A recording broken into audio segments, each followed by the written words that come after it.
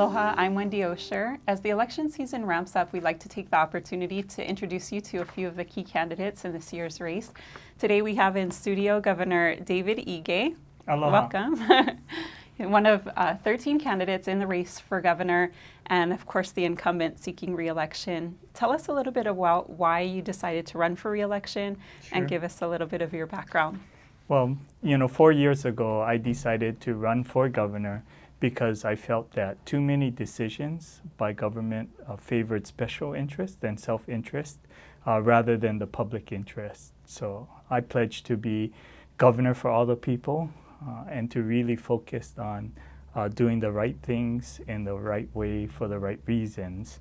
I do believe that we've been able to restore faith and trust in government. And it really is about continuing the momentum of what we've been able to do in the first 3.5 years of this administration. According to the 2018 Out of Reach report, Maui renters need to work 123 hours a week in order to afford a 2-bedroom apartment. How do you intend to address what some are calling a housing crisis in Hawaii? Certainly, since becoming governor, I've been meeting every quarter with a group of housing advocates, and they include private sector developers, nonprofit developers who focus on affordable housing, advocates in the community who speak for many of those who can't afford to live here. And we've been, and the government agencies who really are tasked with housing or creating housing for our residents. And we have been meeting regularly every quarter to talk about the roadblocks, the challenges, what kinds of ideas they had for improving the tools that the state has to facilitate affordable housing. And I think most importantly, we have been making significant progress in producing affordable housing for our communities. We've totally changed the state programs based on input we got from the community. We changed the low income tax credits to really make it more attractive to private sector investors, and that has resulted in significant increase in private investment in affordable rental projects all around the state. We changed the dwelling unit revolving fund program to include government entities, state and county, to participate in infrastructure projects, because what we heard from many of the developers and advocates was that the infrastructure is insufficient, and in many instances, especially when we're looking at development in more established areas or communities, that having the government entities be able to participate and pay for their share of water or sewer improvements really enable more affordable housing developments. And then we've looked at state lands and seen which ones we can make available. We just announced the final report from the state special action team on affordable housing, and it included representatives of all the counties and all the state agencies. And we've identified a couple different things. We've looked at all state land, county land, and private sector lands, and we've prioritized. Tier 1 lands are lands that have all the entitlements, and they have access to infrastructure, water, sewer, electricity, so they're really ready to go. And then Tier 2 is further away, and Tier 3 is further away. But I think the report shows that if we can commit consistently, it's asking the state to commit $100 million a year to the Rental Assistance Revolving Fund to do affordable housing, affordable rentals. If the counties and the state can make their lands available and work with private sector developers, we can definitely accelerate production of affordable rentals here on Maui as well as around the state. I was proud to sign in Lahaina a bill that would do two things, I think, that helps with affordable rentals especially. It initiated the process for the state and county to take ownership of the Front Street apartments in Lahaina. And as you know, there was a move to change those affordable rentals to market rate.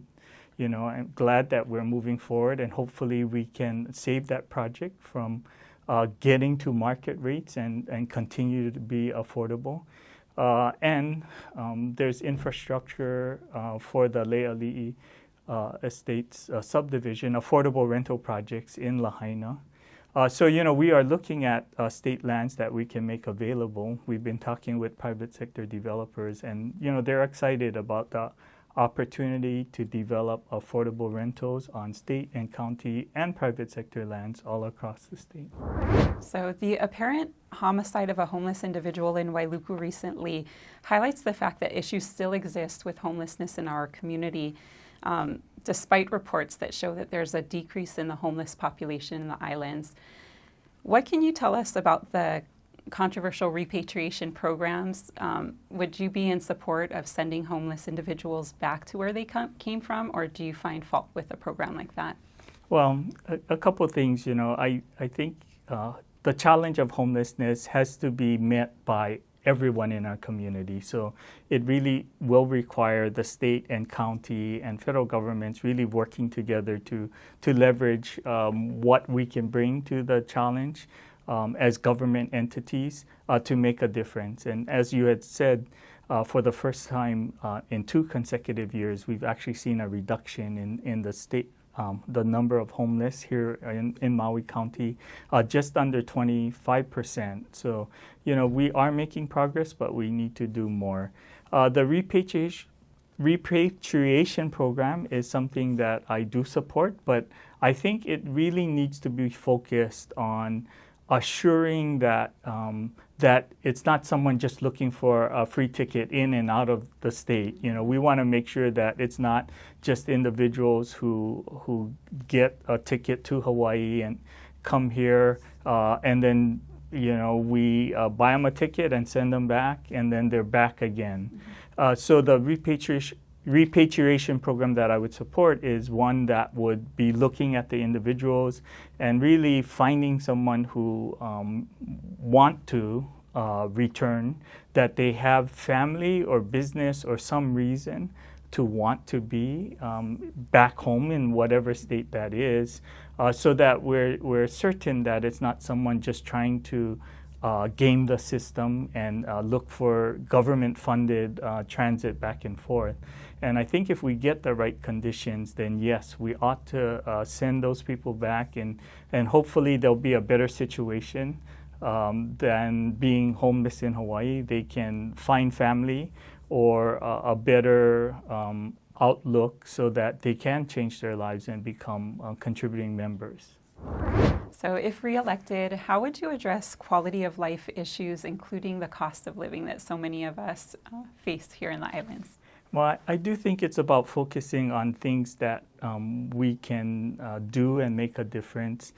For example, I'm really been an advocate for the early college program in our high schools, ensuring that every high school student in our public schools would have the opportunity to take and earn college credits while they're still in high school. And, they would be credits that they would not have to pay for. We don't charge tuition to our high school students. And, the early college program has really been successful. The pilot school was Waipahu High School.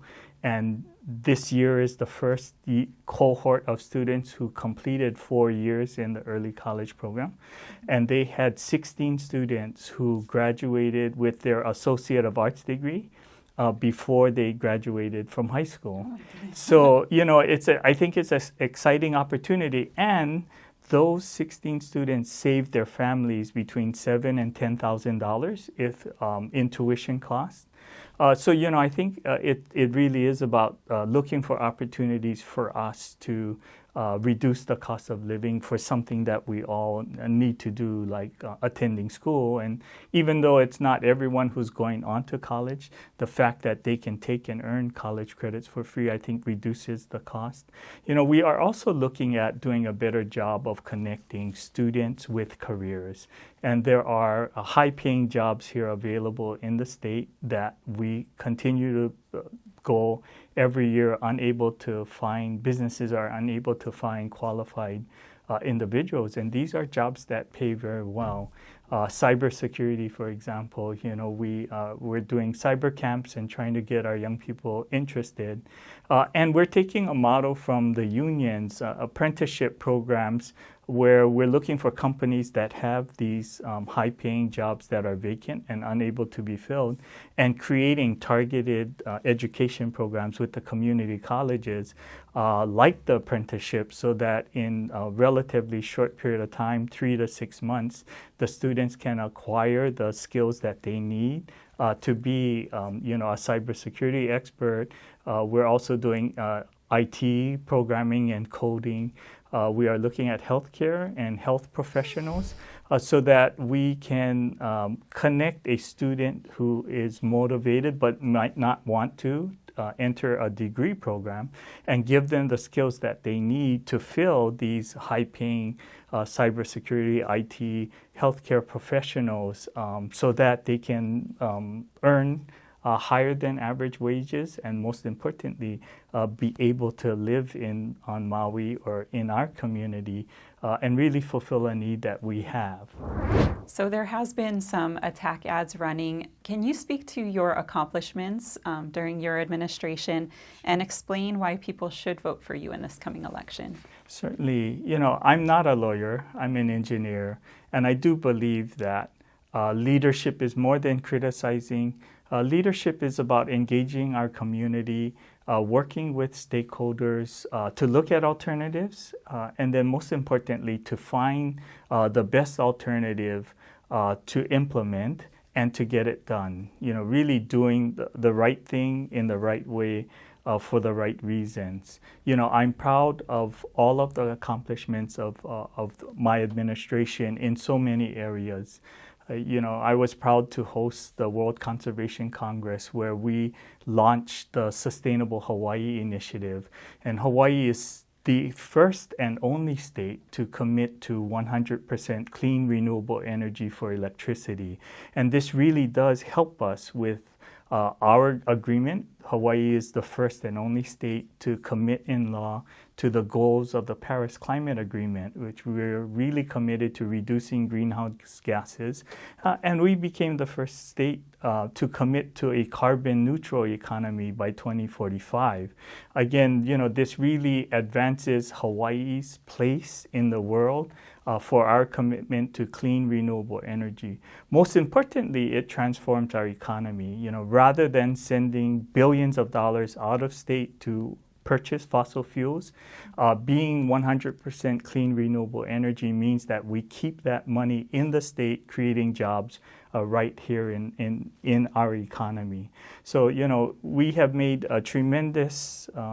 we have shown tremendous leadership in the protection of our natural environment and in fighting climate change, which I believe our community really embraces in a way that no other community does. I'm proud of our work in our public schools. We have a new blueprint that charts the transformation of our public school system, doing away with the one-size-fits-all philosophy of the previous administration, and really focusing on engaging the community, empowering schools, really ensuring that the school in each and every community meets the needs of that community, and trusting those closest to the children, the teachers, principals, staff at a school, with the most important decisions about how curriculum should be structured, what kinds of hands-on learning can be accomplished at that school, and most importantly, designing programs that assure that each and every student has every opportunity to pursue their dreams. And as our schools suffered through the hottest summer a couple of years ago, where temperatures routinely exceeded 100% all across the state, I was proud to air condition. I promised 1,000 classrooms, and we're at 1,300 and counting.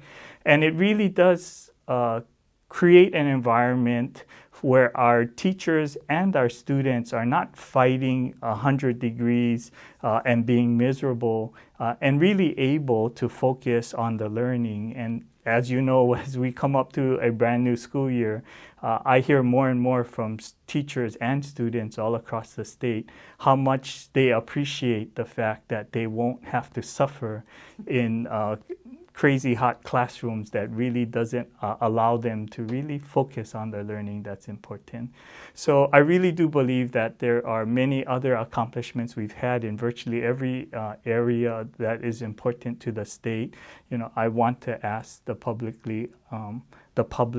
for the opportunity to finish the job in so many areas. I do envision a truly sustainable Hawaii, where we can learn from the peoples of the First Nation of Hawaii, incorporate the lessons that they learned to manage our oceans, to protect our watersheds, and to create an economy that will create better paying jobs for everyone in our community.